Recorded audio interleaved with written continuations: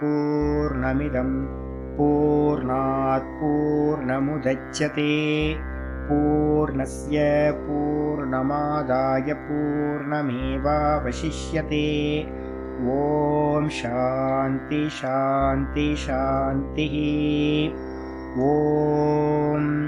गुरुर्ब्रह्मा गुरुर्विष्णुर्गुरुर्देवो महेश्वरः गुरुसाक्षात् परं ब्रह्म तस्मै श्रीगुरवे नमः। शङ्करं शङ्कराचार्यं केशवं बादरायणं सूत्रभाष्यकृतौ वन्दे भगवन्तौ पुनः पुनः। ईश्वरो गुरुरात्मेति मूर्तिभेदविभागिने व्योमवद्व्याप्तदेहाय दक्षिणामूर्तये नमः।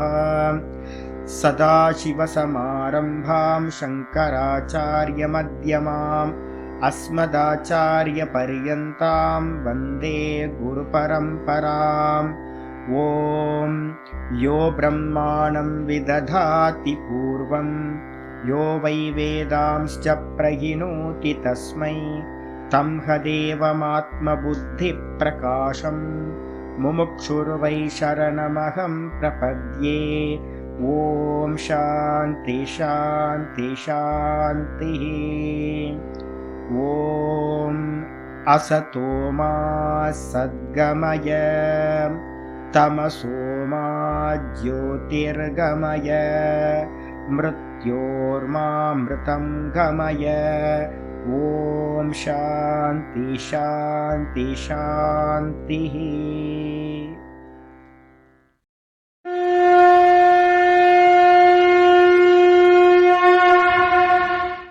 ॐ पार्थाय प्रतिबोधितां भगवता नारायणेन स्वयं व्यासेन ग्रथितां पुराणमुनिना मध्ये महाभारतम् अद्वैतामृतवर्षिणीं भगवतीम् अष्टादशाध्यायिनीम् अम्ब त्वामनुसन्दधामि भगवद्गीते भवद्वेषिणीम्। नमोऽस्तु ते व्यासविशालबुद्धे पुल्लारविन्दाय तपत्रनेत्र येन त्वया भारततैलपूर्णः प्रज्वालितो ज्ञानमयप्रदीपः प्रपन्नपारिजाताय स्तोत्रवेत्रैकपाणये ज्ञानमुद्राय कृष्णाय गीतामृतदुहे नमः। सर्वोपनिषदो गावः दोग्धा गोपालनन्दनः पार्थो वत्ससुधीर्भोक्ता दुग्धं गीतामृतं महत्। वसुदेवसुतं देवं कंसचाणूरमर्दनं देवकी परमानन्दं कृष्णं वन्दे जगद्गुरुम्। भीष्मद्रोणतटां जयद्रथजलां गान्धारनीलोत्पलां शल्यग्राहवती कृपेण वहनी कर्णेन वेलाकुलाम् अश्वत्थामविकर्णघोरमखरां दुर्योधनावर्तिनीं सोत्तीर्णा खलु पाण्डवैरननदीं कैवर्तककेशवः पाराशर्यवचः सरोजममलं गीतार्थगन्धोत्कटं नानाख्यानककेसरं हरिकथा सम्बोधनाभूतितम्। लोके सज्जनषट्पदैरहरः पेपीयमानं मुदा भूयाद्भारतपङ्कजं कलिमलं प्रध्वंसिनः श्रेयसे। मूकं करोति वाचालं पङ्गुं लङ्घयते गिरिं यत्कृपातमहं वन्दे परमानन्दमाधवम्। यं ब्रह्मा वरुणेन्द्ररुद्रमरुतः स्तुन्वन्ति दिव्यैस्तवैः वेदैः साङ्गपदक्रमोपनिषदैः गायन्ति यं सामगाः ध्यानावस्थिततद्गतेन मनसा पश्यन्ति यं योगिनः यस्यान्तं न विदुः सुरासुरगणाः। देवाय तस्मै नमः देवाय तस्मै नमः। ॐ श्रीकृष्णाय परमात्मने नमः। श्रीकृष्ण कृष्ण कृष्ण। ஓம் நாராயண பரோ வியக்தாத் அண்டமவ்யக்த சம்பவம் அண்டஸ்யாந்தஸ்தினி லோகாஹ சப்தத்வீபா ச மீதினி. ஓம். நமஸ்காரம். நம்ம பார்த்துக்கிட்டு இருக்கிறது பகவத்கீதையில 5th சாப்டர் ஆரம்பிச்சிருக்கோம். கர்ம சந்நியாச யோகம். கர்ம சந்நியாசம் பண்ணிக்கிறதுக்கு யாருக்கு ரைட்ஸ் இருக்கு, கர்ம சந்நியாசம் பண்ணதுக்கு பிறகு என்ன பண்ணணும், இதை பத்தி தான் விசாரம் போய்கிட்டு இருக்கு. என்னெல்லாம் பார்த்துருக்கோம் அப்படின்னு கேட்டிங்கன்னா, அர்ஜுனனுக்கு வந்து பார்த்தீங்க அப்படின்னா சந்தேகம் வருது. முதல் கேள்வி வந்து பார்த்தீங்கன்னா முதல் ஸ்லோகம் 2வது ஸ்லோகம் இதை பேஸ் பண்ணி தான் இந்த இது இருக்கு. ஆச்சாரியர் விசாரம் பண்றார். அர்ஜுனன் 4 சாப்டர் கேட்டதுக்கு பிறகு அவனுக்குள்ளார சந்தேகம் வருது, கன்ஃபியூஸ் ஆகிறான். நான் என்ன பண்ணணும் அப்படின்னு அவனுக்கு தெரியல. நான் கர்ம சந்நியாசம் பண்ணிக்கிட்டுமா இல்லை வந்து பார்த்தீங்கன்னா கர்ம யோகத்தை பண்ணட்டுமா? இந்த 2 பாசிபிலிட்டி இருக்கும்போது ஆச்சாரியர் என்ன பண்றார், பரமாத்மா கிருஷ்ண பரமாத்மா இந்த 5வது அத்தியாயத்துல 2வது ஸ்லோகத்துல வந்து பாத்தீங்கன்னா என்ன பண்றாரு அப்படின்னா சொல்றார், உனக்கு வந்து பாத்தீங்கன்னா கர்ம சந்நியாசத்தை காட்டிலும் கர்ம யோகம் வந்து பாத்தீங்கன்னா ரொம்ப உத்தமமானது அப்படின்னு வந்து பாத்தீங்கன்னா அங்க சொல்றார். அப்ப கேள்வி வருது, கர்ம சந்நியாசத்தை காட்டிலும் கர்ம யோகம் உயர்ந்தது அப்படின்னு சொல்றாரு, எப்படி அப்படின்னு அதை பேச்சு வருது. ஏன்னா இந்த விஷயத்தை வச்சுக்கிட்டு தான் என்ன பண்ணிட்டாங்கன்னா, நிறைய நடுவில் ஒரு 100 இயர்ஸ்ல வந்து பார்த்தீங்கன்னா கர்மயோகமே மோட்சத்தை கொடுக்கும் அப்படின்னு சில பேர் என்ன பண்ணிட்டாங்க, நிறைய பகவத்கீதாவுக்கு வந்து பார்த்தீங்கன்னா கமெண்ட்ரி எழுதிட்டாங்க. அப்போ அவங்கவுங்க என்ன பண்ணிட்டாங்கன்னு கேட்டிங்கன்னா, பிச்சு பிச்சு எடுத்தாச்சு. ஒரு தோசையை முழுசா ஒருத்தருக்கு கொடுக்காம என்ன பண்ணிட்டாங்க, பிச்சு பிச்சு எடுத்துக்கிட்டாங்க.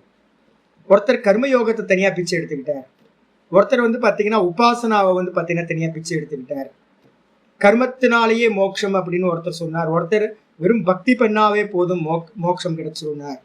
இன்னும் நார்த் இந்தியாவில் பார்த்தீங்க அப்படின்னா இன்னும் கொஞ்சம் பேர் என்ன பண்ணுறாங்கன்னு கேட்டிங்கன்னா, நிறைய பேர் வந்து பார்த்தீங்கன்னா சன்னியாசம் பண்ணிட்டு, சன்னியாசிகள் பக்தியில் பார்த்தீங்கன்னா ரொம்ப கர்விகள் இருப்பாங்க, பக்கத்தில் நெருங்கவே முடியாது. நார்த் இந்தியாவில் பார்த்துருக்கோம், பேசவே முடியாது, பக்கத்தையே போக முடியாது, அவ்வளோ அகங்காரம் இருக்கும். எளிமையாக இருக்க மாட்டாங்க, ஈஸியாக அணுகிற மாதிரி இருக்க மாட்டாங்க, சகஜமாக இருக்க மாட்டாங்க. அப்போ என்ன அர்த்தம் கேட்டிங்கன்னா, வெறும் சந்நியாசத்தினாலேயே மோட்சம் நினைக்கிறவங்க நிறைய பேர் இருக்காங்க. வாஸ்தவத்தில் என்ன அப்படின்னா இது எதுவுமே இல்லை. உண்மையிலேயே என்ன அப்படின்னு கேட்டிங்கன்னா, ஸ்டெப் பை ஸ்டெப்பாக போகிறது ஒவ்வொன்றும். முதல்ல கிரகஸ்தாசிரமத்திலேருந்து கர்மத்தை அனுஷ்டானம் பண்ணுறோம். அதுக்கப்புறம் வந்து பார்த்திங்கன்னா ஒரு ஏஜ் வரும்போது, மெச்சூரிட்டி வரும்போது என்ன பண்ணுறோம், பலனை தியாகம் பண்ணிட்டு என்ன பண்ணுறோம், கர்ம பலனை தியாகம் பண்ணுறோம். அதுக்கு பேர் என்ன பேர், கர்ம யோகம்னு வச்சுருக்கோம். அதுக்கப்புறம் 4வது அத்தியாயத்தில் 30வது ஸ்லோகம் சொன்னோம். அதுக்கப்புறம் பகவான் தான் எல்லாம் பண்ணுறாரு அப்படின்னு கர்த்திருவத்தை பாதியை தூக்கி நம்ம என்ன பண்ணிட்டோம், பகவான்கிட்ட போட்டோம். நான் பண்ணுறேன், இருந்தாலும் கூட வந்து பார்த்தீங்கன்னா உள்ளே இருந்து பண்ண வைக்கிறது பகவான் தான் அப்படின்னு பாதி கர்த்திருவத்தை தூக்கி அவர் மேலே போட்டுறது. இது வந்து பார்த்தீங்கன்னா மெச்சூரிட்டி ஆக ஆக நடந்துருது. இது நடந்ததுக்கு பிறகு என்ன ஆகும், ஸ்தூல கர்மங்களை விட்டுட்டு ஒரு 50 வயசுக்கு மேலே வரும்போது, 55 வயசுக்கு மேலே வரும்போது என்ன பண்ணணும், வெறுமனே வந்து பார்த்தீங்கன்னா உபாசனத்தை பண்ணிக்கிட்டு அப்படின்னு சாஸ்திரம் சொல்லுது. கர்ம காண்டம் முடிஞ்சு உபாசனா காண்டம் ஸ்டார்ட் ஆயிடுது. அப்போ வானப்பிரஸ்தர்களுக்கு வந்து பார்த்தீங்க அப்படின்னா, வானப்பிரஸ்தர்களுக்கு வந்து என்ன சொல்லப்பட்டிருக்கு, உபாசனம் சொல்லப்பட்டிருக்கு. கர்மம் இருக்கா அப்படின்னா நித்திய கர்மத்தை தவிர்த்து வேற எந்த கர்மமும் இல்லை, எல்லாம் பண்ணிக்கிட்டு இருக்கோம். இப்போ வயசான காலத்தில் நிறைய பேர் இங்கே அங்கே அல்லாடிக்கிட்டு இருக்கோம். ஆனால் அது வந்து மோட்சத்துக்கு சாதனமானு கேட்டிங்கன்னா மோட்சத்துக்கு இல்லை. லோக்கத்தில் வந்து பார்த்தீங்கன்னா ஒரு பதவியோ இல்லை வேற ஏதாவது நம்ம மற்றவங்களை திருப்திப்படுத்துறதுக்காக இல்லை நம்மளோட இச்சிங்காக நம்ம நிறைய கர்மா பண்ணிகிட்டு இருக்கோம்.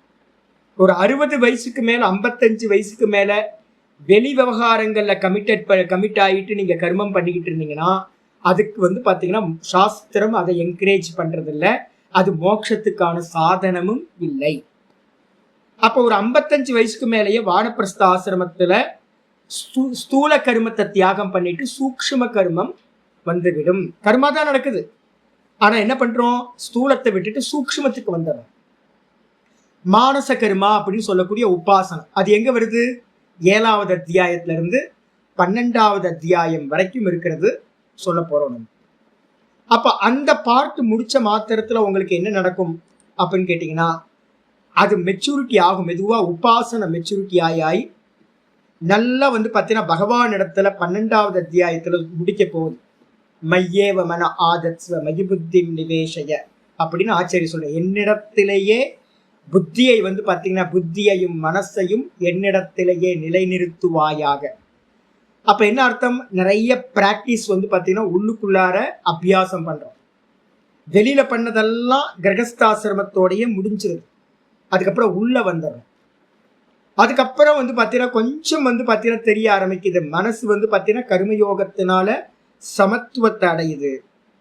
உபாசனான்ற சொல்லக்கூடிய ஈஸ்வர தியானங்கள்னால ஜபங்கள் மூலமா என்ன நடக்குது அப்படின்னு கேட்டீங்கன்னா சித்த ஏகாகிரம் கிடைக்குது. இவ்வளவுதான், சிம்பிள். இந்த 2 கிடைச்சதுக்கு பிறகு அவனுக்கு என்ன ஆகும்னா உள்ளுக்குள்ளார சுகம் கிடைக்க ஆரம்பிச்சிடும். கர்மயோகத்திலிருந்து சுகம் கிடைச்சிடும்.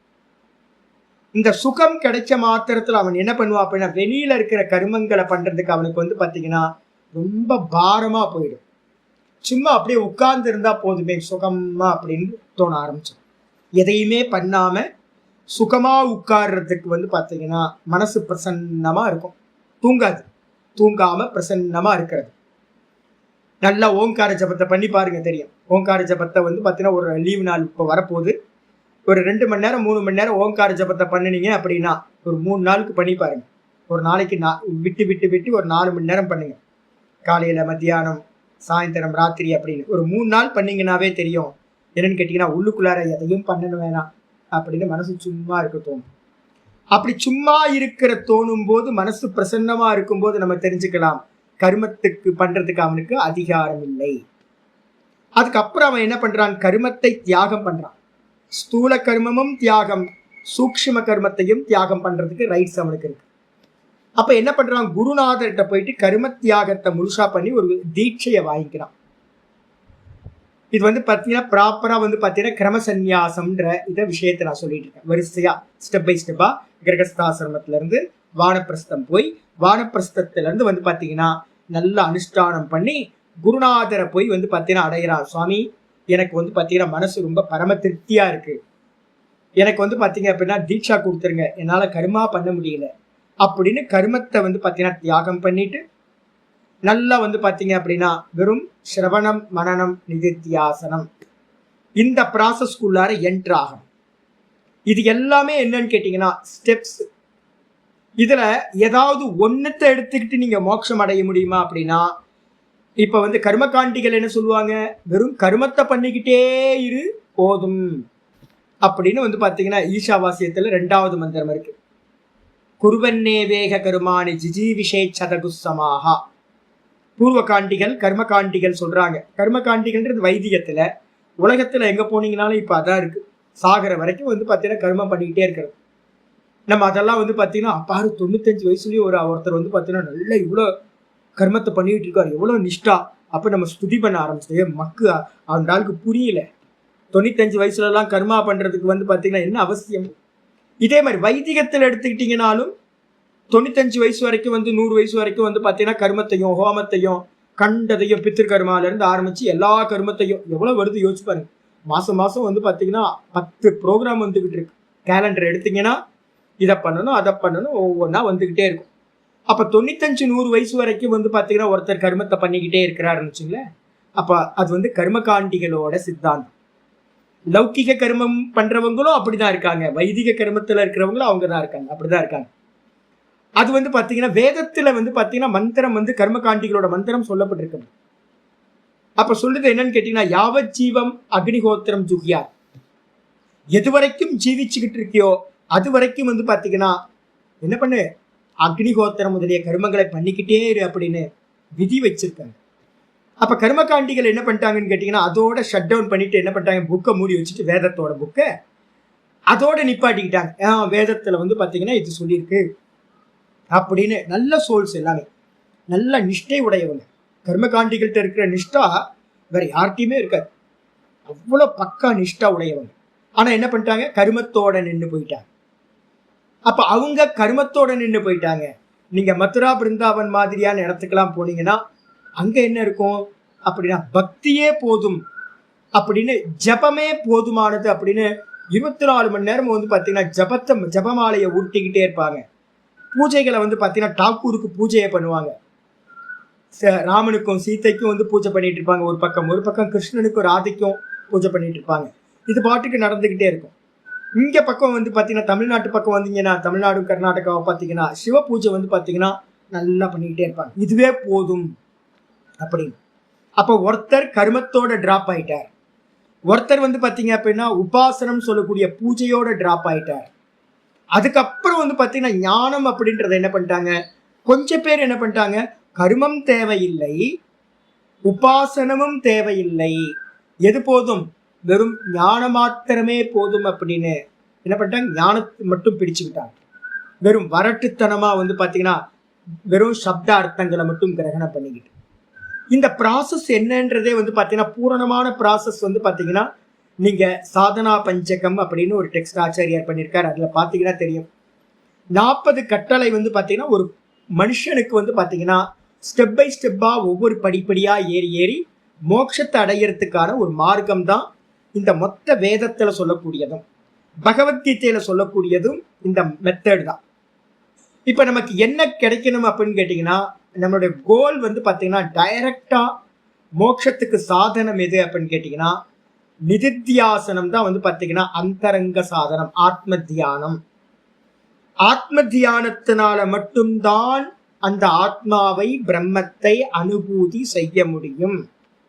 இது வந்து பார்த்தீங்கன்னா 6th சாப்டர்ல நம்ம ரொம்ப கிளியரா பார்க்க போறோம்.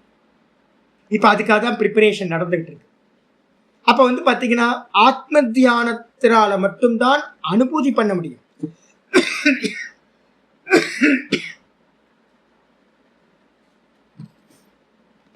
சரி, ஆனா அனுபூதி பண்றதுக்கு வந்து கண்ண மூடி உட்காரணும் இல்ல சாமி.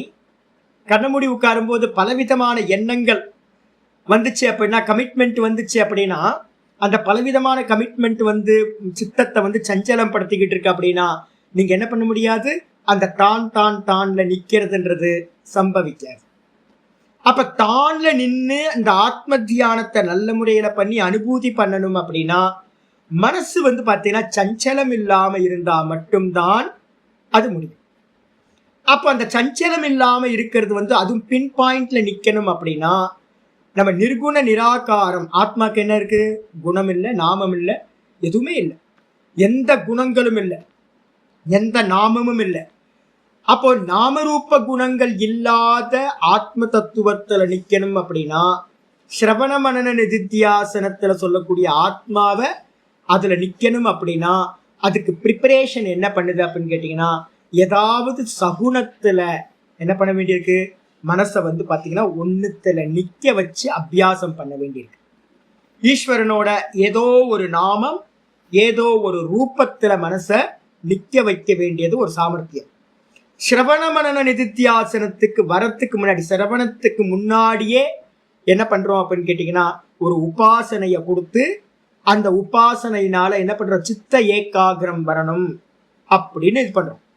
அப்ப நாமரூபத்தோடு இருக்கிற சகுன ஈஸ்வரனிடத்துல சித்த ஏகாகிரம் வந்துச்சு அப்படின்னா அந்த நாமரூபத்தை விட்டுட்டு ஈஸ்வரனோட நிர்குணத்துல வந்து பாத்தீங்கன்னா சிரவண மனனம் பண்ணி நிக்கிறதுக்கான சாமர்த்தியம் ஒருத்தருக்கு உண்டாகும்.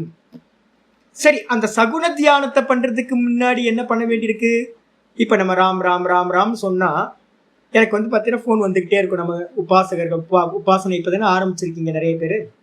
அப்போ சொல்லும் போது சுவாமி வாய் சொல்லிக்கிட்டே இருக்கு சுவாமி, ஆனால் மனசு வந்து பார்த்தீங்கன்னா ஓடிக்கிட்டே இருக்கு சாமி வேற வேற விஷயங்கள்ல அப்படின்னு ஃபோன் பண்றவங்க நிறைய இருக்காங்க. அப்போ என்ன அர்த்தம்னா, ஒன்று வந்து பார்த்தீங்கன்னா அபியாசம் இன்னும் திருடப்படலைன்னு அர்த்தம். உபாசனா வந்து பார்த்தீங்கன்னா இன்னும் திருடமாகலை. அப்போ திருடமா ஆச்சு அப்படின்னா நல்லா திருடமா நீண்ட கால அபியாசம் பண்ணும்போது கைக்கு வந்துடும், மெதுவா மெதுவா எல்லாம் கைக்கு வந்துடும். இரண்டாவது வந்து பார்த்தீங்கன்னா அந்த சித்த ஏகாகிரம் பண்றதுக்கு தான் நம்ம இந்த உபாசனையை பண்றோம். அப்ப அந்த சித்த ஏகாகிரம் ஏன் வரல அப்படின்னா உள்ளுக்குள்ளார வந்து பார்த்தீங்கன்னா சமத்துவம் வரல. மனசு வந்து ஆடாம இல்லை, ஆடிக்கிட்டே இருக்கு. ஆடிக்கிட்டே இருக்கிறதுனால அதை ஒரு விஷயத்துல பின் பாயிண்ட்ல ஒரு நாமத்திலேயோ ஒரு ரூபத்திலேயோ நிக்க வைக்க முடியல, சஞ்சலிச்சுக்கிட்டு இருக்கு. அப்ப மனசு வந்து சஞ்சலமா இருக்கே சுவாமி, என்ன பண்றது? அதுக்காக தான் என்ன பண்ணிருக்கு, கர்ம யோகத்தை ஸ்தூல கர்மத்தை பண்ண சொல்றது. பஞ்சமகா யஜ்யங்களையும் நல்லா வந்து பார்த்தீங்க அப்படின்னா ஈஸ்வரார்ப்பணம் அப்படின்னு பண்ண பண்ண பண்ண எது வந்தாலும் பகவான் பார்த்துப்பார் அப்படின்ற எண்ணத்தோட பகவான் பண்ண சொல்றார், நான் பண்றேன் அப்படின்ற எண்ணத்தோட ஒரு வருஷம் 2 வருஷம் இந்த கர்மத்தை நீங்க கர்மயோகமா டே ஃபுல்லா பண்ணிக்கிட்டு இருந்தீங்க அப்படின்னா என்ன ஆகும் சுவாமி அப்படின்னு கேட்டீங்கன்னா, நல்ல முறையில மனசு செட்டில் ஆகும், சாந்தமாகும். அப்ப மனசு சாந்தமாச்சுன்னா தான் நீங்க உபாசனைன்னு சொல்லக்கூடிய என்ன பண்ண முடியும், உபாசனைன்னு சொல்லக்கூடிய பின் பாயிண்ட்ல மனசை நிக்க வைக்கிறது சம்பவிக்கும். அப்ப அந்த கர்மயோகத்தை பண்ணணும் முதல்ல. சரி, அந்த கர்மயோகத்தை பண்றதுக்கு என்ன வேணும் அப்படின்னு கேட்டீங்கன்னா, முதல்ல கர்மம்னா என்னன்னு தெரியணும்ல.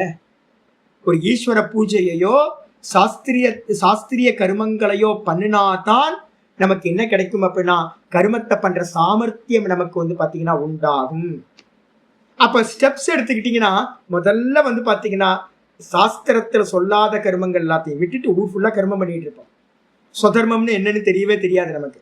அப்ப முதல்ல வந்து பாத்தீங்கன்னா சொதர்மத்துக்குள்ளார நம்ம ரோல் என்னன்னு தெரிஞ்சுக்கிட்டு பண்றது, அந்த ரோலை தெரிஞ்சுக்கிட்டு அதுக்கப்புறம் அதை ஈஸ்வரார்ப்பணமா பண்றது, அது மூலமா வந்து பாத்தீங்கன்னா சமத்துவத்தை அடைகிறது, அது மூலமா வந்து பாத்தீங்கன்னா சித்த ஏகாகிரத்துக்கான உபாசனைய பண்றது. அப்ப உபாசனா வரைக்கும் கர்மம் வந்துருது. ஸ்தூல கர்மத்தை பண்ணுனா வெளியில தெரியும், ஈஸ்வரார்ப்பணமா பண்ணலாம். அதுக்கப்புறம் சூக்ஷ்ம கர்மமா மானசத்துல பண்ணும்போது அதுக்கு பேர் உபாசனம், அதையும் ஈஸ்வரார்ப்பணமா பண்றது. இந்த ரெண்டுத்தையும் முடிச்சதுக்கு பிறகு கர்ம சந்நியாசம். அதுக்கப்புறம் அவனுக்கு கர்மத்தில இருந்து எந்த லாபமும் இல்லை. உபாசனையோட லாபம் எது? சித்த ஏகாகிரம். வெளியில பண்ணக்கூடிய ஸ்தூல கர்மத்தோட ஈஸ்வரார்ப்பணமா பண்றதோட லாபம் எது? அப்படின்னா சமத்துவம். இதுதான் கர்மத்தோட மோட்ச மார்க்கத்துல போறவனுக்கு கர்மத்தோட ஃபைனல் வந்து பாத்தீங்கன்னா ஈல்டுன்றது இதுதான். இதை அடைஞ்சதுக்கு பிறகு அவனுக்கு என்ன தேவை அப்படின்னு கேட்டீங்கன்னா, ஒன்னும் தேவையில்லை கர்மத்தை. அப்ப என்ன பண்ணலாம், கர்மத்தை லிட்ரலா தியாகம் பண்ணிட்டு சிரவண மனனத்துக்கு வரா. மனசு எப்படி இருக்கும்? சொச்சமா இருக்கு. அப்படி சொச்சமா இருக்கும் போது என்ன பண்றது, மெதுவா மெதுவா மெதுவா சிரவணம் பண்ண பண்ண பண்ண நான் யாரு, இந்த மாயானா என்ன அப்படின்னு நல்லா தெரிய ஆரம்பிச்சிரும். மெதுவா நிர்குணத்துல நமக்கு புத்தி பிரவேசம் ஆயிடும். இல்லைன்னா சப்தார்த்தமா நம்ம தெரிஞ்சுக்கலாம். இந்த பேஸை நம்ம கிரியேட் பண்ணாம நம்ம வந்தோம் அப்படின்னா என்ன ஆகும் அப்படின்னு கேட்டீங்கன்னா, பேஸை கிரியேட் பண்ணாம வந்தோம் அப்படின்னா சப்த அர்த்தங்கள் தெரியும். 6வது சாப்டர்ல சொல்லக்கூடிய நிதித்தியாசனத்துல நின்று தான்ல நிக்கவே முடியாது. அப்ப தான் அப்படின்றத அனுபூதி பண்ணணும்ன்றதுக்காக தான் இந்த பக்கா ஸ்டெப்ஸை வந்து பாத்தீங்கன்னா ஆச்சாரியார் சொல்ற. அப்ப ஒருத்தன் வந்து பாத்தீங்கன்னா என்ன பண்றான், அர்ஜுனன் மாதிரி கொஞ்சம் புரியாதவங்க நிறைய பேர் இருக்காங்க. நானே அது மாதிரிதான் இருந்தேன். நான் நினைச்சிட்டேன், என்ன நினைச்சிட்டேன் அப்படின்னா, வீட்டை விட்டு போகும்போது வீட்டை விட்டாவே வந்து பாத்தீங்கன்னா சன்னியாசம்னு நினைச்சுக்கிட்டேன். நான் ஒரு சின்ன வயசுல அப்பெல்லாம் புரியாது. 22 வயசு 21 வயசுல வந்து என்ன தெரியும். நான் படிச்ச புஸ்தகங்கள் வந்து எனக்கு சொல்லி கொடுத்துச்சு. என்னன்னு கேட்டீங்கன்னா, விட்டா காவி போட்டுக்கலாம் அப்படின்னு. எனக்கு சன்னியாசத்தை பத்தி தெரியவே தெரியாது.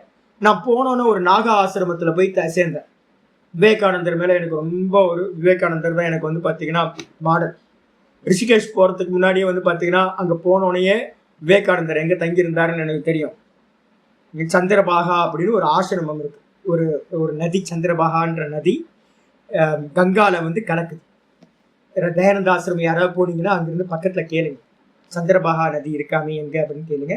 அந்த கார்னர்ல வந்து பாத்தீங்கன்னா நதி சங்கமிக்கிற இடத்துல, இல்ல இது வந்து ரிஷிகேஷ்ல சொல்லிட்டு இருக்கேன். ரிஷிகேஷ்ல சொல்லிட்டு இருக்கேன். ரிஷிகேஷ்ல கங்கால என்ன பண்றது, சந்திரபாகான்ற நதி வந்து சேருது.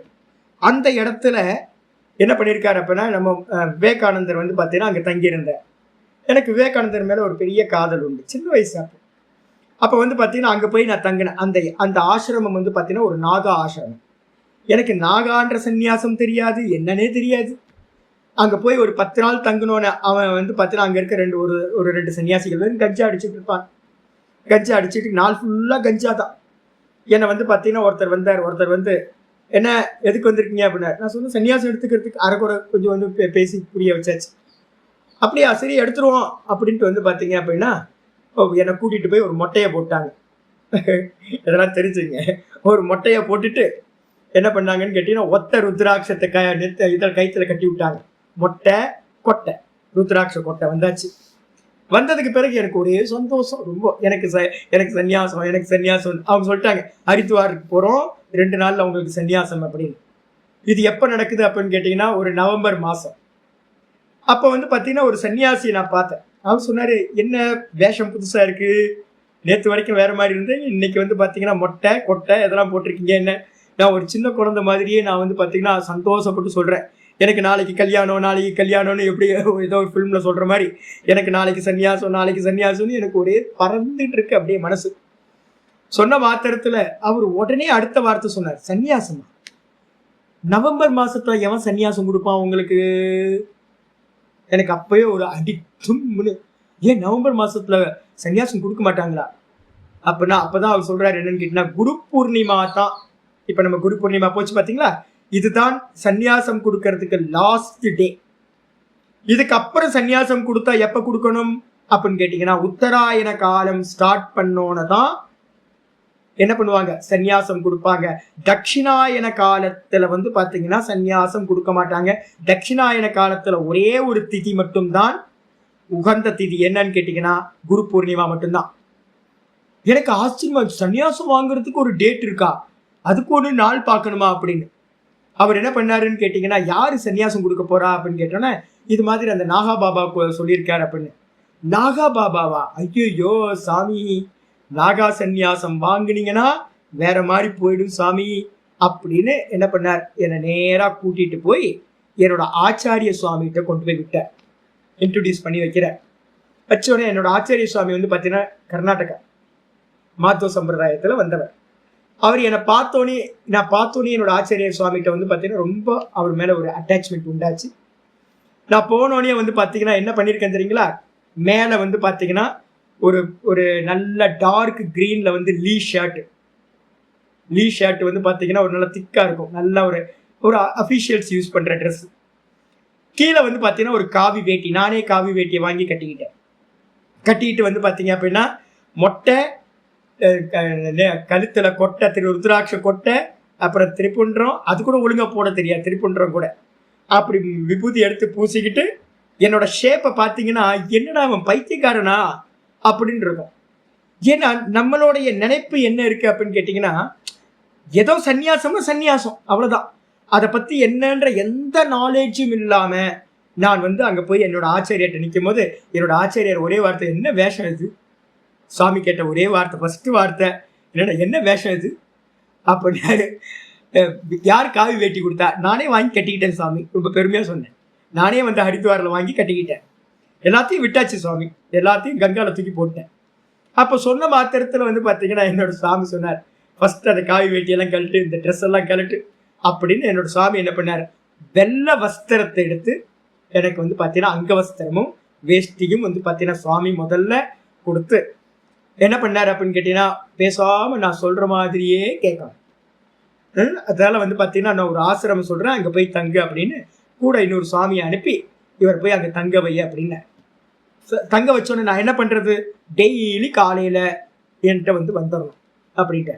டெய்லி காலையில் வந்தோடனே என்ன வேலை அப்படின்னா வீட்டை கூட்டு ஆரம்பிச்சிட்டாங்க. டெய்லி இப்போ வந்தோடனே எனக்கு வந்து பார்த்தீங்கன்னா சாமியோட ஆசிரமம் சின்னது தான்.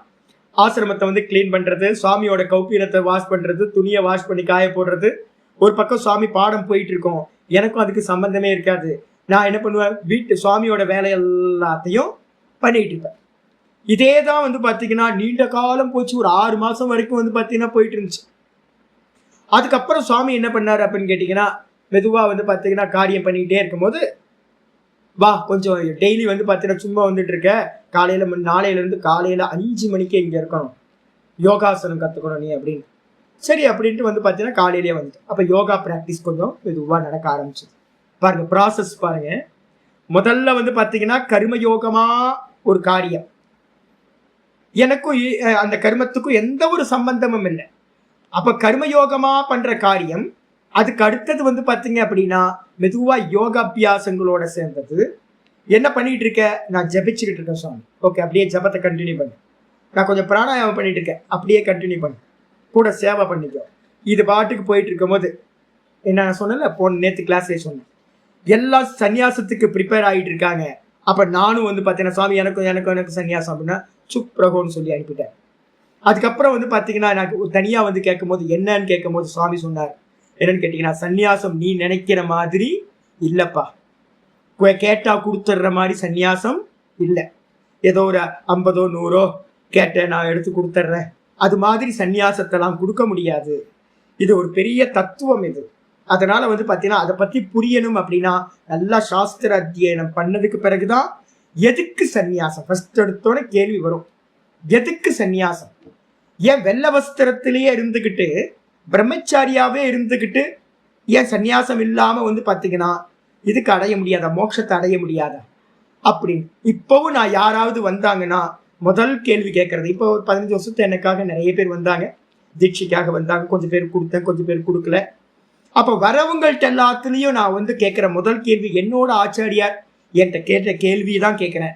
என்ன கேள்வி அப்படின்னா, சந்நியாசம் பண்ணிட்டு தான் நீங்க பண்றதுக்கு வேற ஏதாவது பண்ண வேண்டியிருக்கா, இல்ல நீங்க நினைக்கிற காரியத்தை சந்நியாசம் பண்ணாமலேயே பண்ண முடியுமா, எதுக்காக சந்நியாசம் பண்ணணும்னு நினைக்கிறீங்க அப்படின்னு கேட்டா நிறைய பேர்கிட்ட எனக்கு எப்படி முட்டாள்தனம் இருந்துச்சோ, மூர்க்கத்தனம் இருந்துச்சோ, அதே மாதிரிதான் இப்ப வரவங்க நிறைய பேர்கிட்ட வந்து பாத்தீங்கன்னா எதுக்காக சந்நியாசம்ன்றது யாருக்குமே தெரியல நிறைய பேருக்கு.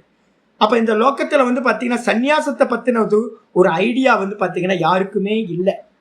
அப்போதான் மெதுவா சாஸ்திரம் படிக்கதான் இந்த கீதால வந்து பாத்தீங்கன்னா திரும்ப சந்நியாசத்தோட விசாரம் வரும். அதுக்கப்புறம் பிருகதாரண்யம், சாந்தோக்கியம், ஐத்திரேயம், இது மாதிரி உபனிஷத், ஐத்திரேய உபனிஷத் பாஷ்யம் படிக்கணும், சம்பந்த பாஷ்யம் படிக்கணும், ரொம்ப டீட்டெயிலா இருக்கும்.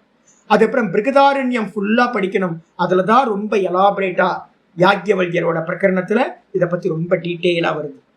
இது மாதிரி வந்து பாத்தீங்கன்னா நாரத பரிவிராஜக உபனிஷத்து, இது மாதிரி உபனிஷதங்கள்லாம் இருக்கு, யதி தர்ம சங்கிரகம் அப்படின்னு கிரந்தங்கள்லாம் இருக்கு. இதெல்லாம் படிக்கும் போதுதான் மெதுவா தெரியுது, ஓஹோ நம்ம நினைச்சது வேற, இங்க போயிட்டு இருக்க சந்நியாசம்ன்றது வேற. நம்ம நினைக்கிறோம் என்னன்னு கேட்டீங்கன்னா, லோக்கத்துல எல்லாரும் காவி போட்டுக்கிட்டு தெரியறாங்க, ஒரு மீசை வளர்ந்து தாடி வளர்ந்துச்சு, ஒரு காவியை போட்டுக்கிட்டோம் அப்படின்னா நம்ம சாமியார் ஆயிட்டோம், நம்ம சன்னியாசி ஆயிட்டோம் நினைக்கிறோம். ஆக்சுவலா சந்நியாசம் என்பது வெளியில இல்ல, சந்நியாசம்ன்றது வெளியில இருக்கிறது ஒரு அடையாளம் மட்டும்தான். வாஸ்தவ சந்நியாசம்ன்றது இப்ப புரியுதா உங்களுக்கு என்னன்னு கேட்டீங்கன்னா, நமக்கு வந்து சந்நியாசத்தை பத்தி யாருக்குமே என்னன்னு தெரியவே தெரியாது. மனசுல நல்லா புரிஞ்சுங்க, சந்நியாசம் அப்படின்றது வந்து பாத்தீங்கன்னா எங்க அப்படின்னா அது ஒரு மனோபாவம், நல்லா புரிஞ்சுங்க. சந்நியாசம்ன்றது ஒரு மனநிலை, இவ்வளவுதான். இந்த மனநிலை வந்து பாத்தீங்கன்னா வர்றதுக்காகத்தான் வந்து பாத்தீங்கன்னா நம்ம என்ன பண்றோம், இந்த கர்மயோகம் பண்றோம், இந்த பக்தி யோகம் பண்றோம். இது எல்லாமே வந்து பாத்தீங்கன்னா அந்த சந்நியாச மனநிலையை கொண்டு வர்றது. மனசு வந்து பாத்தீங்க அப்படின்னா எதையுமே பிடிச்சிக்காம எதுவுமே வேணாம் அப்படின்னு உள்ளுக்குள்ளார இருக்கிற சுகத்துல வந்து பாத்தீங்கன்னா நிக்கிறதுக்காகத்தான் இங்க இருக்கக்கூடிய எல்லாம் செய்யப்படுது. நம்ம என்ன பண்ணிட்டோம், ஆனா எனக்கு சின்ன வயசுல வந்து இதெல்லாம் தெரியுமா, தெரியாது, யாரும் சொல்லி கொடுக்கல. அப்ப தெரியாததுனால நம்ம என்ன பண்றோம் அப்படின்னு கேட்டீங்கன்னா, சந்நியாசம்ன்றதுக்கு அர்த்தம் அர்ஜுனன் நினைச்ச மாதிரி. அர்ஜுனன் என்ன நினைச்சான், நான் அப்படியே வந்து பாத்தீங்கன்னா எஸ்கேப் ஆகி, இந்த வார்ல இருந்து எஸ்கேப் ஆகி நான் என்ன பண்றேன், போய் எங்கேயாவது பிக்ஷா எடுத்துக்கிட்டு நான் பாட்டுக்கு நிம்மதியா இருக்கிறேன் சுவாமியா அப்படின்னு அவன் கேள்வி கேட்டான். இப்ப நிறைய பேர் என்ன பண்றோம் அப்படின்னு கேட்டீங்கன்னா, எல்லாருமே வந்து பாத்தீங்கன்னா எஸ்கேபிசம் மாதிரிதான் நடந்துகிட்டு இருக்கு இப்ப சந்நியாசம். அப்ப சந்நியாசம்ன்றதுக்கு அர்த்தம், வாஸ்தவத்துல அர்த்தம் என்னன்னு கேட்டீங்கன்னா தியாகம், இவ்வளவுதான். சரி, அந்த தியாகம் என்னது, முதல்ல பல தியாகம், ரெண்டாவது வந்து பாத்தீங்கன்னா கருமத்தையே தியாகம் பண்றது, மூணாவது வந்து பாத்தீங்கன்னா கர்த்திருத்துவ தியாகம், போக்திருத்துவ தியாகம், ஜீவத்துவ தியாகம். அப்ப தியாகம் இம்ப்ரூவ் ஆயிட்டே போகுது. அப்ப என்னன்னு கேட்டீங்கன்னா, நீங்க எடுத்தோன்னு நான் ஜீவன் இல்லை நான் பிரம்மமா இருக்கேன் அப்படின்னு வந்து பாத்தீங்கன்னா உங்களால வந்து பாத்தீங்கன்னா ஜீவத்துவத்தை வந்து தியாகம் பண்றதுன்றது உங்களுக்கு சம்பவிக்காது. அப்ப அதுக்காக தான் என்ன பண்றோம், நான் ஜீவன் இல்லை பிரம்மமா இருக்கேன்னு தெரிஞ்சுக்கிறதுக்கு முன்னாடி நான் கர்த்தா இல்லை போக்தா இல்லை அப்படின்ற ஒரு ஞானம் ஒருத்தருக்கு உண்டாகும். அதுக்கு முன்னாடி என்ன பண்ண வேண்டியிருக்கும், நீங்க வந்து பாத்தீங்கன்னா கர்மத்தை பாதியை வந்து பகவான் மேல போட வேண்டியிருக்கு. அதுக்கு முன்னாடி என்ன பண்ணணும், கர்ம பலனை தியாகம் பண்ண வேண்டியிருக்கு. அப்ப ஸ்டெப்ஸ் வந்து பாத்தீங்கன்னா ரொம்ப அற்புதமான ஸ்டெப்ஸ் இருக்கு. என்னன்னு கேட்டீங்கன்னா, கர்ம பல தியாகம், அதுக்கப்புறம் கர்மத்துல பாதி தியாகம், அதுக்கப்புறம் வேதாந்தம் கேட்க கர்த்திருத்துவ தியாகம், போக்திருத்துவ தியாகம், அதுக்கப்புறம் முழுமையா வந்து பாத்தீங்க அப்படின்னா 4:18 சொன்ன மாதிரி கர்மண்ய கர்மய பஷ்யேத் அகர்மணிச்ச கர்மயः சபுத்திமான் மனுஷ்யேஷு சயுக்த கிருத்ஸ்ன கர்மகிருத். அது மாதிரி அந்த ஞானம் எல்லாத்தையும் பண்ணி முடிச்சவன், கர்மத்தில் அகர்மத்தை பார்ப்பவன் எவனோ, அகர்மத்தில் கர்மத்தை பார்ப்பவன் எவனோ அப்படின்னு 4:18 நம்ம படிச்சோம். அந்த ஞானத்தை அடைகிறது. இந்த ஞானத்தை அடைஞ்சவன் செய்ய வேண்டியது இந்த உலகத்துல ஒண்ணுமில்லை. அவன் என்ன ஆயிட்டான், பூரணமா கர்மங்களை செய்து முடித்தவனாகின்றான் அப்படின்னு வந்து பாத்தீங்கன்னா மந்திரம் தெளிவா சொல்லியிருக்கு. அப்ப அந்த நிலையை அடைஞ்சதுக்கு பிறகுதான் என்ன பண்ணணும், கர்மத்தை தியாகம் பண்ணினீங்க அப்படின்னா அது பெஸ்டான சந்நியாசமா இருக்கும். அது உங்களுக்கு எங்க கொண்டு போய் விட்டுரும், மோட்சத்துக்கு வந்து பாத்தீங்கன்னா கொண்டு போய் விட்டுரும். அப்படி பண்ணல அப்படின்னா என்ன ஆகும், இப்ப உலகத்துல நடந்துகிட்டு இருக்க மாதிரிதான் நடந்துகிட்டு இருக்கும். எனக்கு ஒரு நல்ல குருநாதர் கிடைச்ச, இது யாரோட பாக்கியம் அப்படின்னா ஈஸ்வர அனுக்கிரகம். தப்பா கைட் பண்றவங்க கிடைச்சிட்டாங்க அப்படின்னா என்ன ஆகும், மொத்த ஜீவனமும் வேஸ்டா போயிடும். நீங்க யார் கையில மாற்றீங்கன்னு பொறுத்து இருக்கு. பாருங்க, நான் ஒரு நாகா சன்னியாசியோட கையில போய் சேர்ந்தேன். நாகா சன்னியாசியோட கையில சேர்ந்து என்ன, ஒரு மீன் வந்து ஒரு தொட்டியில மாட்டிக்கிட்டு அந்த தொட்டியில இருந்து தவ்வி குதிச்சு வேற ஒரு இடத்துக்கு போன மாதிரி. நல்ல காரியம், ஏதோ பகவானா பார்த்து என்ன பண்ணிட்டார், என்னை கூட்டிட்டு போய் என்னோட ஆச்சாரியத்தை கொண்டு போய் சேர்த்தார்.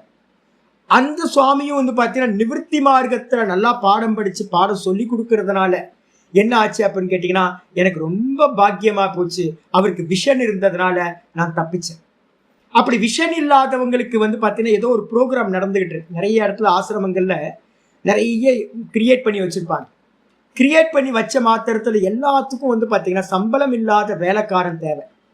எல்லாத்துக்கும் சம்பளம் இல்லாத வேலைக்காரன் தேவை. என்ன ஆகும், ஒரு ட்ரெஸ்ஸை போட்டு விட்டுருவாங்க. பிரம்மச்சாரின்னு ஒரு ட்ரெஸ்ஸை போட்டு விட்டு அவன்கிட்ட இருந்து வேலையா வாங்கிட்டு இருப்பாங்க. அதுக்கப்புறம் அவன் எங்கே, அந்த அடிமை வந்து பார்த்தீங்கன்னா எங்கேயும் போயிடக்கூடாது, அவனுக்கு எப்போவாவது பிரம்மச்சாரி ஆசிரமத்தில் இருக்கும்போது நான் இங்கே அங்கே போகிறேன் அப்படின்னு ஒரு சஞ்சலம் உண்டாகுது அப்படின்னா இந்த சன்னியாசிகளுக்கு வந்து ஹெட்டாக இருக்கிறவங்களுக்கு நல்லா தெரியும், ஆஹா இந்த ஆடு தப்பிச்சு போக பார்க்குது அப்படின்ட்டு என்ன பண்ணுவான், இவன் தப்பிச்சு போகக்கூடாதுன்னா என்ன பண்ணணும், சன்னியாசத்துக்கு கொடுத்து அவன் எங்கேயும் போக மாட்டான். அப்படின்ட்டு வந்து பார்த்தீங்கன்னா வெள்ளை வஸ்திரத்தை எடுத்து ஒரு காவி வஸ்திரத்தை போட்டு அவனுக்கு வந்து பார்த்தீங்கன்னா ஏதாவது அந்த ஆசிரமத்திலேயே ஒரு பொசிஷன் மாதிரி ஏதாவது கொடுத்து அவனை வந்து பார்த்தீங்கன்னா அங்கேயே இருக்க வச்சு. அப்போ சன்னியாசி என்ன பண்ணுவான், நிறைய ஸ்கூல்ஸு காலேஜ் என்னென்னவோ சன்னியாசிகள் பண்ணக்கூடாததெல்லாம் வந்து பார்த்தீங்கன்னா இப்போ கிரியேஷன் நடந்துட்டு இருக்கு. அப்போ ஆள் வேணுமே உங்களுக்கு, எல்லாத்துக்கும் சேலரி கொடுத்தீங்கன்னா முடியுமா, 40,000 30,000 50,000 அப்படி கொடுக்கறத காட்டிலும் வந்து பார்த்தீங்கன்னா சன்னியாசிகளை வச்சுக்கிட்டு ஆசிரமத்தை நல்லா ரன் பண்ணிட்டு இருக்கலாம். அப்போ என்ன ஆகும், சன்னியாசிகள் பண்ண வேண்டிய காரியம்னு நம்ம என்ன பார்த்துருக்கோம், சந்நியாசம் எடுத்துக்கிட்டு திவிதிஷா சந்நியாசத்தை எடுத்துக்கிட்டு ஸ்ரவணம் மனனம் நிதித்தியாசனம்னு ஸ்டெப் பை ஸ்டெப்பா மேல போகணும். ஒழிய சந்நியாசத்தை எடுத்துக்கிட்டு கீழ் ஸ்டெப்பா இருக்கக்கூடிய கர்மத்தை பண்ற கர்ம யோகம் கூட இல்லை, கர்மம் லிட்ரலா. ஏன் சுவாமி கர்மம் சொல்றீங்க அப்படின்னா நிறைய ஆச்சரியர் பாஷ்யத்துல கீதால சொல்லியிருக்காரு முன்னாடியே, சொல்பமப்பியஸ்ய திராயத்தே மகதோ பயாத். இந்த கர்மயோகத்தை முழுசா முறையா இப்ப நான் சொல்ற மாதிரி நீங்க கர்மயோகத்தை பண்ணினீங்கன்னா 1 வருஷம் 2 வருஷத்துக்குள்ளார மனசு வந்து பாத்தீங்கன்னா எப்படி ஆயிரும், ரொம்ப பியூர் ஆயிடும். உங்களால் அதுக்கப்புறம் வந்து பாத்தீங்கன்னா கர்மத்தை வந்து பாத்தீங்கன்னா பேய் மாதிரிலாம் பண்ண முடியாது, போதுன்ற எண்ணம் வந்துடும் உங்களுக்கு. ஆனா ஜீவனம் ஃபுல்லா வந்து பாத்தீங்கன்னா நிறைய ஆசிரமங்கள்ல சன்னியாசிகள் கர்மத்துல ஈடுபட்டுக்கிட்டு இருக்காங்க. அப்படின்னா என்ன அர்த்தம் அப்படின்னா அவங்க கர்மயோகம் பண்ணல, அவங்க என்ன பண்ணிட்டு இருக்காங்க, கர்மத்தை பண்ணிக்கிட்டு இருக்காங்க, ஈல்டு எடுத்துக்கிட்டு இருக்காங்க. ஈல்டு எடுத்தீங்கன்னாவே ஒரு லாபத்தை வந்து அடைஞ்சுக்கிட்டு இருக்கீங்கன்னாவே அது கர்மம் தான். அது உங்களை என்ன பண்ணாது, மேல் நோக்கி கொண்டு போகாது, கீழேயே வச்சிருக்கும். அப்ப இந்தியா ஃபுல்லா நான் டிராவல் பண்ணியிருக்கேன். என்ன நடந்துகிட்டு இருக்குன்னா ப்ராப்பரான சந்நியாசம் எடுத்து எதுக்காக சந்நியாசம்னு தெரிஞ்சு காரியம் பண்றவங்க பெர்சன்டேஜ் ரொம்ப கம்மி, ரொம்ப ரொம்ப கம்மி. மீதி இருக்கிறதெல்லாம் ஆச்சரியம் சொல்ல போற எல்லாம் ஆபாச சந்நியாசம். பேருக்கு வந்து பாத்தீங்கன்னா சந்நியாசம் மாதிரி தெரியும், ஆனா சந்நியாசம் இல்லவே இல்லை. உள்ளுக்குள்ளார வந்து பாத்தீங்கன்னா எக்ஸ்பேண்ட் ஆகணும், பேர் வேணும், புகழ் வேணும், பணம் வேணும் அப்படின்னு கிரௌடு மேலேயே ஆசை. இதுலயே வந்து பாத்தீங்கன்னா மாலை மரியாதை, நிறைய பேனர் எல்லாம் போட்டு வந்து பார்த்தீங்கன்னா லோகேஷனானு பேர். அது பின்னாடியே போயிட்டு இருப்பாங்க நிறைய பேர். அதனால வந்து பார்த்தீங்கன்னா அது மோட்சத்தை கொடுக்குமா சுவாமி அப்படின்னா மோட்சத்தை கொடுக்காது. அப்போ 6வது அத்தியாயத்துக்கு நம்ம போய் கண்ணை மூடி உட்கார்றோம்னா இந்த 5வது அத்தியாயத்துல இருக்கிறத கிளியரா புரிஞ்சுக்கணும். இதுல ஆச்சாரியார் நேத்து வரைக்கும் என்ன பண்ணியிருக்காரு அப்படின்னா 2 விபாகம் பண்ற. ஒருத்தர் வந்து பாத்தீங்கன்னா ஆத்மாவை அறியாதவனுக்கு கேள்வி கேட்கப்படுது. இந்த முதல் மந்திரம் எனது அர்ஜுனன் ஆத்மாவை அறியாதவனா இருந்துகிட்டு கேள்வி கேட்கிறான்னு எடுத்துக்கலாம்.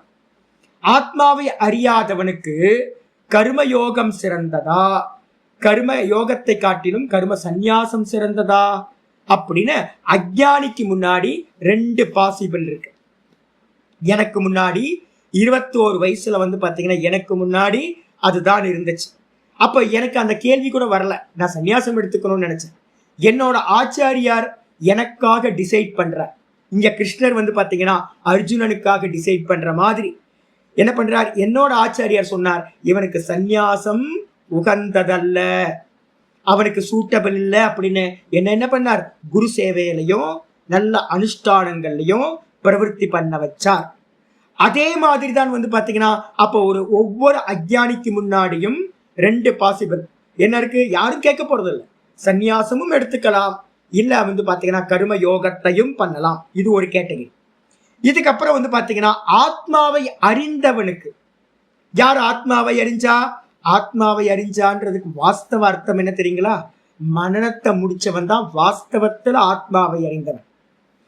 குருநாதர் மூலமா சிரவணத்தை அடைஞ்சு, குருநாதர் மூலமா வந்து பாத்தீங்க அப்படின்னா அடைஞ்ச சிரவண ஞானத்தை வச்சுக்கிட்டு இது நான் இல்லை, இது நான் இல்லை, இது நான் இல்லைன்னு ஏகாந்தமா உட்கார்ந்துக்கிட்டு மனனத்து மூலமா எல்லாத்தையும் நேர்த்தி பண்ணதுக்கு பிறகு தான் அப்படின்ற அந்த ஆத்ம தத்துவம் எவனுக்கு தெரிந்ததோ, நான் நிர்குண நிராகாரமா இருக்கேன் அப்படின்னு ஒரு கிளிம்ஸ் வரும். மனனத்தோட முடிவுல வந்து பாத்தீங்கன்னா திடீர்னு ஒரு கிளிம்ஸ் வரும், நான் தேகாதிகள் இல்லை அப்படின்னு. மனனத்தோட முதிர்ச்சினால நல்ல மெச்சூரிட்டி ஆகும்போது அந்த கிளிம்ஸ் ஒரு வாட்டி வந்துடுச்சுனாலும் அவனுக்கு வந்து பாத்தீங்கன்னா இந்த தேகாதிகள், இந்த லோகம், இதோட எந்த கனெக்ஷனும் வந்து பாத்தீங்கன்னா அவனுக்கு அவசியம் இல்லை. அப்ப அப்படிப்பட்ட ஆத்மாவை அறிந்தவனுக்கு, அப்ப ஆத்மாவை அறிந்தவன் யாரா இருக்கணும் அப்படின்னா சிரவணம் பண்ணி மனனத்துல நேர்த்தி பண்ணி முடிச்சவன் தான் ஆத்மாவை அறிந்தவன். அவனுக்கு முன்னாடி 2 பாசிபிள் இருக்கு. என்ன பாசிபிள் அப்படின்னு கேட்டீங்கன்னா கர்ம யோகம் பண்ணலாமா, அவன் வந்து பாத்தீங்கன்னா என்ன பண்ணலாமா, கர்ம சந்நியாசம் பண்ணலாமா அப்படின்னு கேள்வி வருது. அப்ப என்ன அர்த்தம், ஒருத்தன் ஆத்மாவை அறியாதவனுக்கு முன்னாடியும் 2 பாசிபிள் சாய்ஸ், ஆத்மாவை அறிந்தவனுக்கும் 2 சாய்ஸ். ஆனா ஒருத்தனுக்கு என்ன சொல்ல போறார் கிருஷ்ணர் அப்படின்னா அஞ்ஞானியா இருக்கிற அர்ஜுனனுக்கு ஒரு ஆன்சர் 2வது ஸ்லோகத்தை சொல்ல போறார். ஏ அர்ஜுனா, ஏற்கனவே முன்னாடியே 2:46, 47 பார்த்திருக்கோம். கர்மன் ஏவாதிகாரஸ்தே என்ன சொல்லியிருக்கார், உனக்கு கர்மத்தை செய்வதில் தான் அதிகாரம் இருக்கு. இதே ஒருத்தர் வந்து பாத்தீங்கன்னா நல்ல கிளிம்ஸ் ஒருத்தருக்கு உண்டாயிடுச்சு, நான் தேகம் இல்லை அப்படின்னு. அவருக்கு வந்து பாத்தீங்க அப்படின்னா சொல்ல போறார் 6ல வந்து பாத்தீங்கன்னா 3வது ஸ்லோகமோ எவ்வளவோ அதை சொல்றார். என்னன்னு கேட்டீங்கன்னா ஆருருக்ஷேர் முனேர் யோகம் கர்ம காரணம் உச்சதே ஆரூடஸ்ய ஏவ தஸ்யைவ சமக்காரணம் உச்சதே 6:3 அதை சொல்ல போறார். எவன் வந்து பாத்தீங்கன்னா மனசு சமநிலையை அடைஞ்சானோ அவனுக்கு வந்து பாத்தீங்கன்னா கர்மத்தை பண்ணக்கூடாது. அப்ப அவன் என்ன பண்ணணும், நிதித்தியாசனத்தை கண்ணை மூடி உட்கார்ந்து தான் எந்த கிளிம்ஸ் கிடைச்சதோ அந்த கிளிம்ஸ்ல வந்து பாத்தீங்கன்னா எஸ்டாப்ளிஷ் ஆகிறதுக்கான காரியத்தை தொடர்ந்து பண்ணணும். நீங்க திரும்ப அந்த கிளிம்ஸ் கிடைச்சதுக்கு பிறகு மனனத்தோட பிறகு திரும்ப கர்ம யோகத்துக்கு போனீங்கன்னா என்னாகும், சித்தம் சஞ்சலமாயிடும், கர்மம் சஞ்சலத்தை உண்டு பண்ணும். அப்ப என்ன அர்த்தம் கேட்டீங்கன்னா நல்ல ஆத்ம ஞானத்தை ஒரு வாட்டி அனுபூதி பண்ணாலும் அதை நிஷ்டையா மாத்திக்கணும்.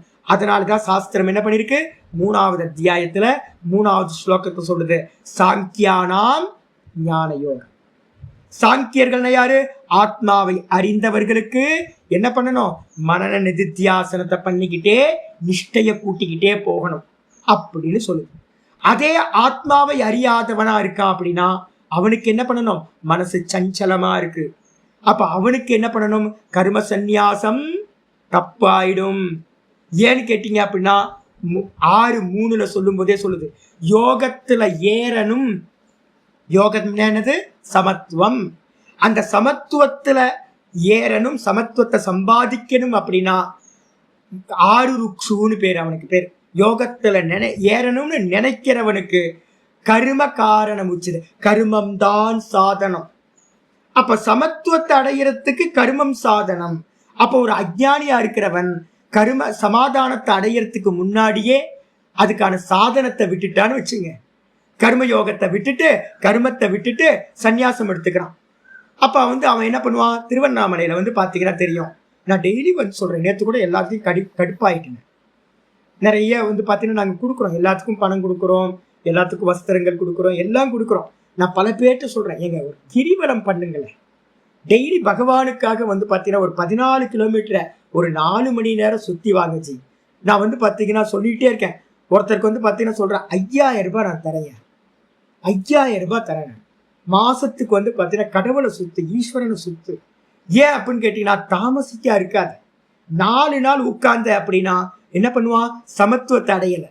சமத்துவத்தை அடையாததுனால உள்ளுக்குள்ளார சஞ்சலம் இருந்துகிட்டே இருக்கும், மன சமாதானம் இருக்காது. இவன் பாத்தீங்கன்னா காவிய வஸ்திரத்தை உடுத்திக்கிட்டு என்ன பண்றான்? சும்மா இருக்கிறான்னு எல்லாத்தையும் விட்டுட்டு சும்மா உட்கார்ந்தான்னு வச்சுங்க. அப்ப ரஜோகுணத்துல இருந்து அவனுக்கு என்ன ஆயிடும்? தமோ குணத்துக்கு போயிடும், யூஸ்லெஸ்ஸா போயிடும். அப்ப அதனால என்ன பண்றோம்னு கேட்டீங்கன்னா, நீ பாத்தீங்கன்னா கர்ம தியாகம் பண்ணக்கூடாது. அஞ்ஞானியா இருக்கிறவன் கர்மத்தை தியாகம் பண்ணினானா சமத்துவத்தை அடையாமையே போயிடுவான். சமத்துவத்தை அடையல அப்படின்னா அவனுக்கு ஞானம் உற்பத்தி ஆகாது. ஞானம் உற்பத்தி ஆகல அப்படின்னா ஆத்ம தியானம் பண்ணி ஆத்மானுபூதி அடைய முடியாது. அப்போ 2 விதமான பப்ளிக் இருக்காங்க, ஆத்மாவை அறியாதவர்கள், ஆத்மாவை அறிந்தவர்கள் ரொம்ப கம்மி. ஆத்மாவை அறியாதவனுக்கு கர்மயோகம் தான் சாதனம் அப்படின்னு 6:3 பாத்தீங்கன்னா நல்லா பக்காவா சொல்ல போறார் ஆச்சாரியர். அதனால மெதுவா நேற்று பாடம் வரைக்கும் இது வந்திருக்கு. ஆச்சாரியர் என்ன பண்ணார்? நேற்று பாடத்துல 7ஆம் நம்பர் பேஜ்ல பாத்தீங்கன்னா சொல்ற என்ன சொல்லியிருக்காரு அப்படின்னா, நடுவுல இருக்கு பாருங்க, அத்திர ஆக கிம் அப்படின்னு ஆச்சாரியர் ஆரம்பிக்கிறார். இவன் என்ன பண்ணிருக்கான்னு கேட்டீங்கன்னா, பூர்வபக்ஷி கேள்வி கேட்டிருக்கான்.